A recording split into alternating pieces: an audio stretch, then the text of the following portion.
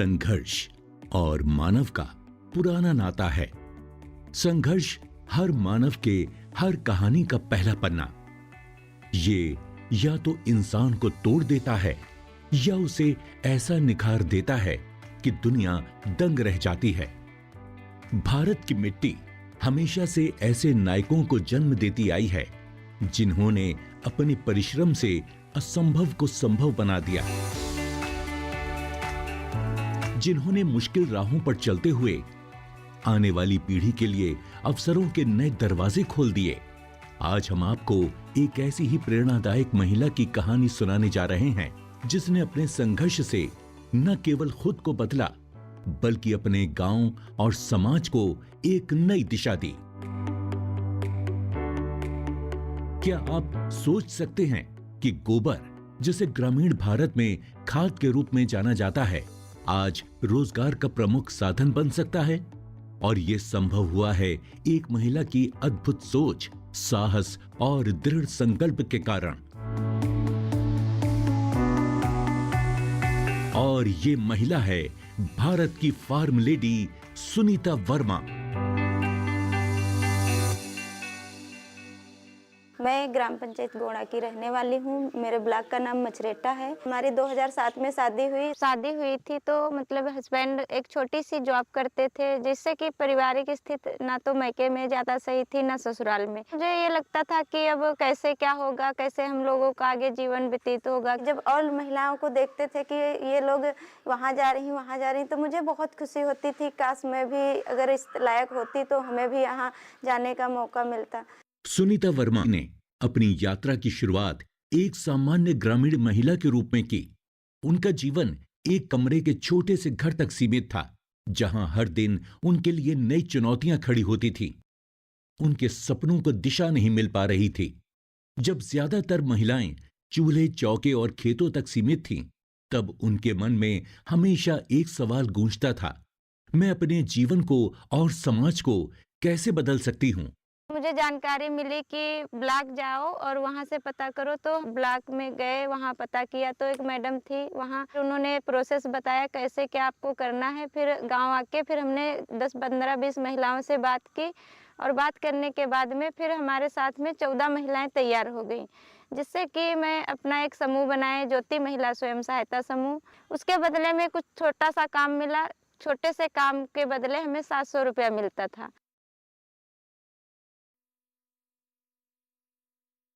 2017 में कृषि विज्ञान केंद्र कटिया से जुड़कर यहाँ खेती के बारे में हमको जानकारी मिली कि हमें गेहूं की कौन सी वैरायटी अच्छी होती है, धान की कौन सी वैरायटी अच्छी होती है, सब्जी के बारे में। यहाँ से बीज भी हम लोगों को दिए गए। अगर कोई रोग लगता था तो उस पौधे को निकाल के हम लोग दिखाते थे तो उसकी दवाई भी बता देते थे, इसमें ये रोग लगा है, इसकी ये चीजें करना।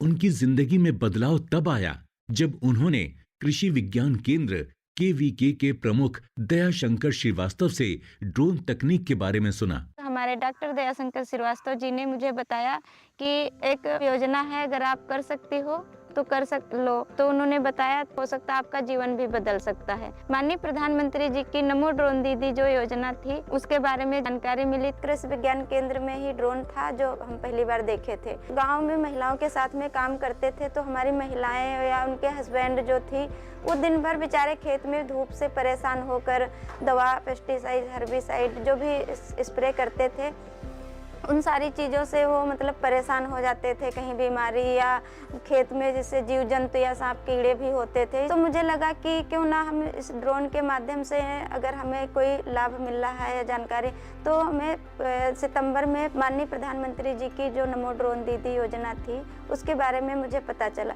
सुनीता ने हिम्मत दिखाई और इस नए क्षेत्र में कदम रखने का निर्णय लिया।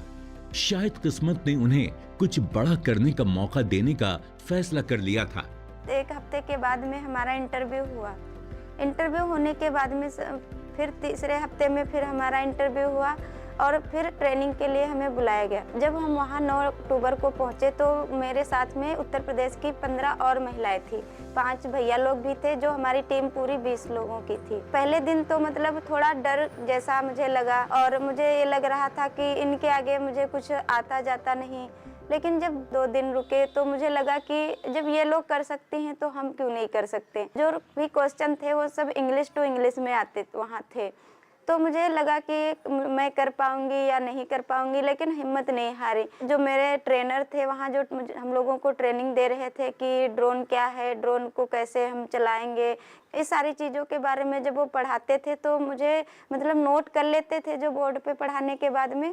फिर हम रात में आते थे, कुछ तो अपने मोबाइल से हिंदी ट्रांसलेट करके उसको याद करते थे, और उसके बाद में जो मेरे साथ में जो दोनों लड़कियां थी वो मतलब मुझे बता देती थी। तीसरे दिन पेपर होने के बाद में मुझे लगा कि अब पेपर तो पास कर लिया है, अब आगे क्या होगा। 2 दिन के बाद में कंप्यूटर पे बैठाला गया। कभी कंप्यूटर हमने छुआ नहीं था, तो मुझे एक अंदर से डर जैसा महसूस हो रहा था। तो मेरे एक सर थे, उन्होंने कहा कि सुनीता जी आप परेशान मत होइए, हम लोग आपका पूरा सपोर्ट कर रहे हैं। वहाँ हमने 1 घंटे बैठ के कंप्यूटर पे प्रैक्टिस की। प्रैक्टिस करने के बाद में उसका भी पेपर हुआ। पेपर होने के बाद में फिर हम लोगों को जब ड्रोन दिखाया गया उड़ाने के बारे में, रिमोट हाथ में दिया गया। जब रिमोट को हमने पकड़ा तो लगा कि ऐसा ना हो कि रिमोट या हम कहीं गिर ना पड़े, या इसकी हवा इतनी तेज है, तो इसका डर जैसा एक अंदर से और अजीब डर लग रहा था।